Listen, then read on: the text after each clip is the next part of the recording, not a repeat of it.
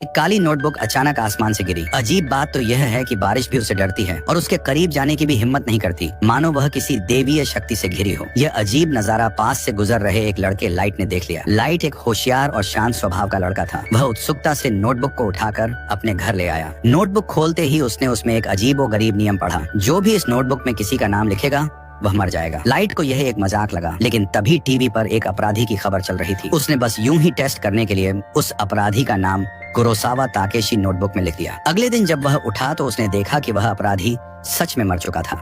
Light को अपनी आंखों पर यकीन नहीं हुआ। वह तुरंत अपने कमरे में भागकर नोटबुक को दोबारा पढ़ने लगा। उसने देखा कि मृत व्यक्ति का नाम वही था जिसे उसने लिखा था। पहले उसे यह सब इत्तेफाक लगा, इसलिए उसने एक और प्रयोग करने का फैसला किया। उसने एक गुंडे का नाम लिखा जिसने उसे कभी तंग किया था। कुछ ही मिनटों में वह गुंडा दर्द से तड़पने लगा और फिर जमीन पर गिरकर मर गया। अब लाइट को पूरी तरह विश्वास हो गया कि यह कोई आम नोटबुक नहीं बल्कि मौत की किताब है। लाइट इस शक्ति को पाकर खुद को भाग्यशाली समझ ही रहा था कि तभी आसमान से एक भयानक आकृति उसके सामने आ गई। यह कोई और नहीं बल्कि मौत का देवता रयुगु निगम युग था। रयुगु बताया कि यह नोटबुक डेथ नोट कहलाती है और इसका मालिक वही होता है जो इसे उठाता है। जब तक यह नोटबुक लाइट के पास रहेगी तब तक वह उसके साथ रहेगा। रयू ने उसे एक चौंकाने वाली बात बताई, तुम सिर्फ इस नोटबुक को पा चुके हो, इसलिए मैं तुम्हारा साथी हूँ, लेकिन ध्यान रखना जो भी इस नोटबुक का इस्तेमाल करेगा उसकी आत्मा स्वर्ग और नरक दोनों जगह नहीं जा पाएगी। अब लाइट के दिमाग में एक खतरनाक विचार आया, अगर मैं इस नोटबुक का इस्तेमाल करके दुनिया के सारे अपराधियों को खत्म कर दूं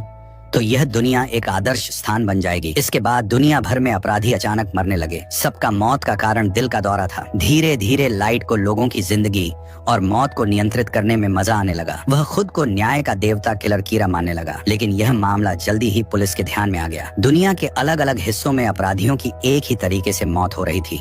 यह एक रहस्यमयी केस बन गया। पुलिस के पास कोई ठोस सबूत नहीं था, लेकिन वे समझ गए कि यह किसी एक व्यक्ति का ही काम है। इस केस को सुलझाने के लिए उन्होंने दुनिया के सबसे महान जासूस एल की मदद ली। एल एक असाधारण दिमाग वाला जासूस था, जिसने बिना किसी ठोस सबूत के सिर्फ एक दिन में यह समझ लिया कि ये मौतें जापान से ही हो रही हैं।